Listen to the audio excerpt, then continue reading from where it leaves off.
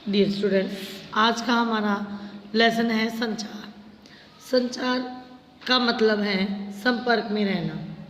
ईश्वर ने सभी सजीव व्यक्तियों को या सभी सजीवों को बातचीत करने की शक्ति दी है। अपने विचार दूसरों तक पहुंचाना संचार के माध्यम से ही संभव है। हम अपने विचार जिन माध्यम से भी दूसरों तक पहुंचाते हैं वह संचार के साधन हैं। संचार के साधनों को हम दो भागों में बांट सकते हैं, व्यक्तिगत प्रयोग के लिए संचार के साधन और जनसंचार के साधन। पिछले कुछ वर्षों में संचार के साधनों में तेजी से विकास हुआ है। व्यक्तिगत संचार के साधन अब हम करेंगे। व्यक्तिगत संचार के साधन वो होते हैं जो हम किसी व्यक्ति विशेष या कुछ लोगों को देना चाहते हैं। जैसे हम किसी को पत्र लिखते हैं, किसी को फ़ोन करते हैं या किसी को कोई मैसेज भेजते हैं फ़ोन द्वारा, तो ये व्यक्तिगत संचार के साधन हैं। फ़ोन का आविष्कार सबसे पहले अलेक्जेंडर ग्राहम बेल द्वारा सन 1849 में किया गया था। आज टेलीफोन प्रत्येक घर की ज़रूरत बन गया है। टेलीफोन के द्वारा हम विश्व में कहीं भी किसी भी व्यक्ति से बातचीत कर सकते हैं।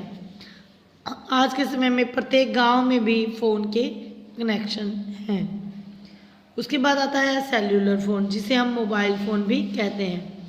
मोबाइल फ़ोन को आईफोन भी कहा जाता है। मोबाइल फ़ोन के द्वारा संदेश भेजे जा सकते हैं, चित्र भेजे जा सकते हैं और इसके अलावा हम बात भी कर सकते हैं हमारे दूर बैठे रिश्तेदारों या जानकारों के साथ। तो इस तरह से सेल्यूलर फ़ोन जो है वो संचार के साधन में एक महत्वपूर्ण संचार के साधनों के विकास में एक महत्वपूर्ण उपलब्धि है। उसके बाद है जनसंचार के साधन। जनसंचार के साधन वे हैं जिनके द्वारा लाखों लोगों तक एक ही समय में संचार किया जा सकता है। अधिक संख्या में लोगों तक पहुंचने के लिए हम समाचार पत्र, पत्रिका, रेडियो या टेलीविज़न का प्रयोग करते हैं। टेलीविज़न के आने के बाद लोगों का जीवन हमेशा के लिए बदल गया है। इसके बाद केबल टेलीविज़न और फिर जल्दी ही इंटरनेट आया। समाचार पत्र और पत्रिकाएं। समाचार पत्र लिखित संचार साधनों में से एक अत्यधिक प्रचलित और लोकप्रिय साधन है जो हमें विश्व के चारों ओर से खबरें लाकर देते हैं, जैसे खेल, संस्कृति, राजनीति, विज्ञान और इतिहास आदि के बारे में। खबरें देने के अलावा अखबार में हमें महत्वपूर्ण पदार्थों के मूल्य व सूचना तथा विज्ञापनों के बारे में भी बताते हैं। समाचार हमें मौसम के बारे में भी बताते हैं।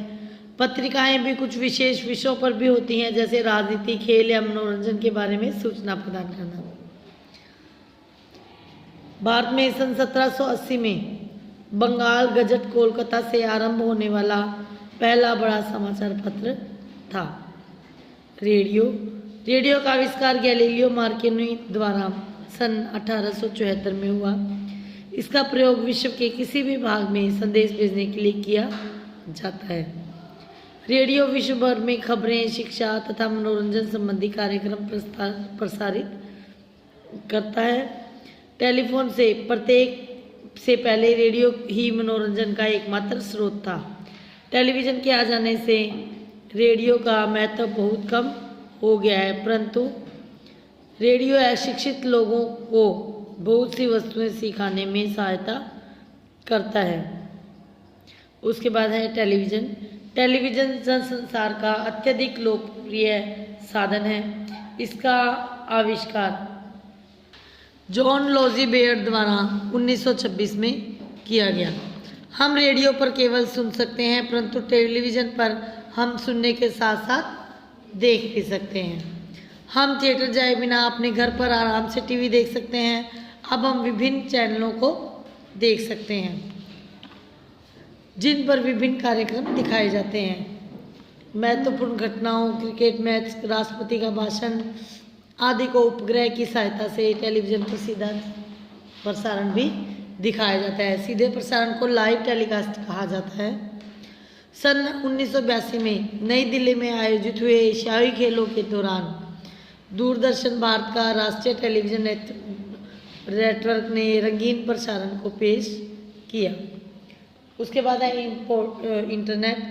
इंटरनेट कंप्यूटरों का एक जाल है। इंटरनेट विश्व में संसार का सबसे तीव्र साधन है संचार का।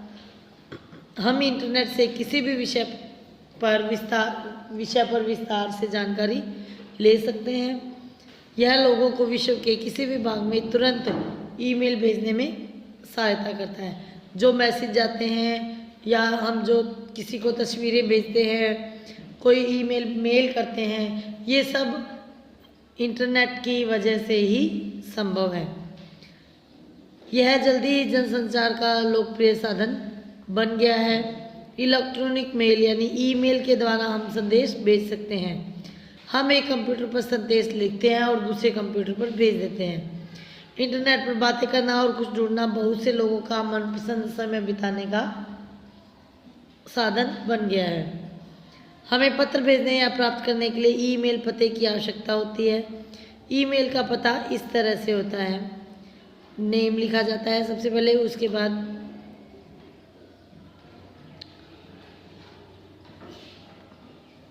yahoo.com लगाया जाता है ईमेल पर खास तौर से। ईमेल बहुत तीव्र और सस्ता भी होता है। गूगल एक ऐसा ही सर्च इंजन है। संचार के साधनों ने विश्व को छोटा बना दिया है। वह दिन दूर नहीं जब विश्व एक वैश्विक गांव बन जाएगा। इसका श्रेय संचार के क्षेत्र में हुए विकास को ही जाता है। जो ये दूरियां कम हो गई हैं विभिन्न स्थानों के बीच में या लोगों के बीच में, ये संचार के साधन के द्वारा ही संभव है। संचार के साधनों में ने सच में हमारा जीवन बदल दिया है। धन्यवाद।